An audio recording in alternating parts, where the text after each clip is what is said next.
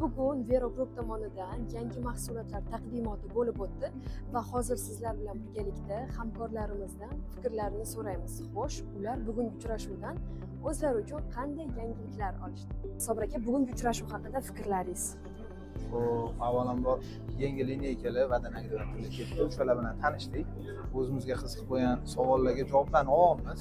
Avvalambor chuqur o'rganilib, keyin olib kelingan narsalar ham sifatdan, ham narxdan, oxirgi ishlatadigan mijozi nima deydi? Davolim bo'lishi uchun-da, rozi bo'lishi uchun qilingan harakatlar, Xudo xolisa rivojli bo'ladi, barakali bo'ladi. Vero bilamizki 2024-yilda ancha samaradorli ish olib bordi va bugungi tadbir 2025-yilda bo'ladigan yangi loyihalar haqida bo'lib o'tdi va o'ylaymanki bu yerda o'tirgan hamma dilerlar o'zlariga yaxshi ma'lumot olishdi va nima deydi uni Vero bozorga yangicha tajriba bilan kirmoqchiligini yana bir bor isbotlab, yana bir bor rejalarini berdi va bundan biz juda xursandmiz. Bugungi taqdimot juda ajoyib bo'ldi.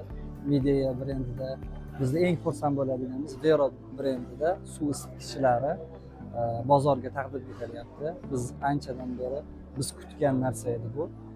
Shuni ko'rib ancha xursand bo'ldik. Bugungi 4 ta model Vero brendini o'zida 4 ta model taqdimoti bo'ldi.